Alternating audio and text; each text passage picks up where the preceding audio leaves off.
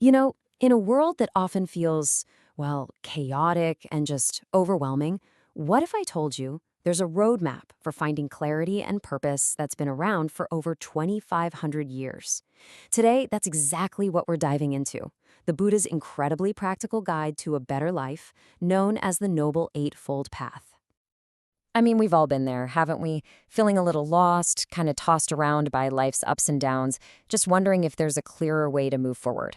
It's a question every human asks, and it turns out this ancient path has a surprisingly down-to-earth answer.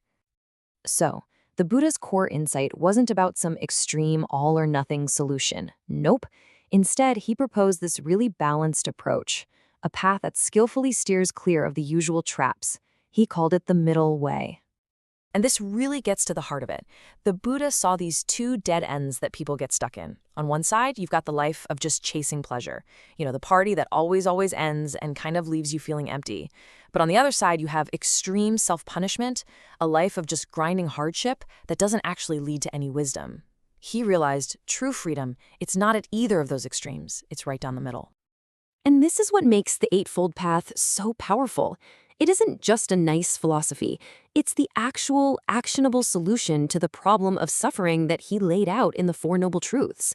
It's like, after diagnosing the problem, this is the Buddha's prescription, the real how-to for finding your way. The whole path is built on three main pillars, and we're going to start with the absolute foundation, wisdom. This is all about learning to see the world and ourselves with a new kind of clarity. It's really about retraining how we perceive everything. Wisdom, you could say, is broken down into two main parts. Think of it like this. Right view is about getting the correct map of reality, and right thought? That's about deciding on the right destination you want to go to and the right direction to travel on that map. So, right view, or zhengzhen, starts with a really simple but deep truth. Our actions have consequences. It's the basic understanding that there's a natural law of cause and effect, karma, always at play. Wholesome actions tend to lead to happiness, and unwholesome actions, well, they tend to lead to suffering. It's kind of like the universe's basic operating system. But then, right view goes even deeper into this incredible concept, dependent origination and emptiness. Now, I know it sounds super complex, but the idea itself is actually beautiful. Just think about a school. Is a school one single solid thing? Of course not. It only exists because you have a building and teachers and students and learning all coming together. You take any one of those pieces away and the school just vanishes. Its existence depends on all its parts. And here is the most freeing part of this whole idea. If nothing has a fixed, independent identity, if everything is empty of some solid, unchanging core, it means nothing is set in stone. That bad situation you're in, it's not permanent. That negative habit you have, it isn't the real you. Everything is constantly changing, which means we have the power to change things for the better. Okay, so once our view is clear, the next logical step is right thought. This is where we take that clear understanding and we align our inner world, our intentions, our motivations, with it. It's about consciously choosing to cultivate thoughts of kindness and letting go of all that greed and anger. It's basically preparing the mind to act skillfully. So, with that foundation of wisdom in place, we can move on to the next pillar, ethical conduct. This is where our inner understanding really starts to show up as outer action.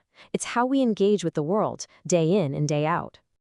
This pillar covers three really key areas of our lives, making sure that how we interact with the world is wholesome and helpful. It's about what we say, what we do, and even how we make our living. Right speech is just so practical. It's really asking us to be mindful of our words. First, tell the truth. Second, don't use your words to divide people or gossip. Third, avoid harsh, angry, or abusive language. And finally, try to avoid that meaningless chatter that just wastes everyone's time and energy. It's all about making our communication purposeful and, kind. And right action follows that very same principle of not causing harm. First, don't take a life or cause physical harm. Second, don't take what isn't freely given to you. And third, avoid sexual behavior that causes harm to yourself or to other people. It's all about faithfulness and respect. Finally, we have right livelihood, which extends these same ethics into our work lives. It's a call to make sure that the way we earn our money actually aligns with our values. It's about choosing work that is helpful or, at the very, very least, not harmful to the world. All right, now for the final pillar, which brings all of this work inward: mental discipline. So, we've established wisdom and we've established ethical conduct. Now, we have to train the mind itself to turn it into a powerful tool for our own freedom. This pillar is made up of 3 progressive stages of mental training. It's about applying the right kind of effort, developing a consistent moment-to-moment awareness, and eventually achieving these deep states of concentration. Right effort isn't about just gritting your teeth and trying hard, it's about trying smart. This 4-step process is just a brilliant psychological model. It's a proactive game plan. Stop bad habits before they even start, work to let go of the ones you already have, actively grow good habits, and then make sure you nurture and strengthen them. It's like being a dynamic gardener for your own mind. And that consistent, smart effort leads you right into right mindfulness. This is the practice of paying attention on purpose to what's happening right now. By bringing our focus back again and again to something simple like our breath, we train our awareness to be stable. This lets us actually observe our thoughts and feelings without just getting swept away by them. And finally, we arrive at right concentration. When you sustain that effort and that mindfulness, the mind just naturally settles into this state of deep stillness and clarity. This isn't about zoning out, it's the exact opposite. It's a state of heightened, unified focus where deep insights can just bubble up. It's the powerful, sharpened mind that can finally see things exactly as they are. So, we've walked through all 8 parts. But how do they all fit together? What makes this structure so powerful? Let's take a look at the whole framework. Now, when you see it all laid out like this, you can really appreciate the synergy of the path. See, these pillars aren't just a step-by-step list, they all support each other. Wisdom gives you the map. It tells you where you're going. Ethical conduct makes sure you walk that path in a way that doesn't create more messes for you or for anyone else. And mental discipline? That's the training that gives you the strength and the focus to just keep walking. And the beautiful thing about this path is that it's not some abstract, untested theory. Not at all. It is a well-trodden road, one that people have been walking for over 2.5 millennia. The original texts use this absolutely beautiful metaphor of footprints, 道迹. The idea is that this path isn't something we have to invent from scratch. The Buddha and countless others have walked it before us, and they've left a very clear trail for us to follow, leading toward that very same truth and freedom.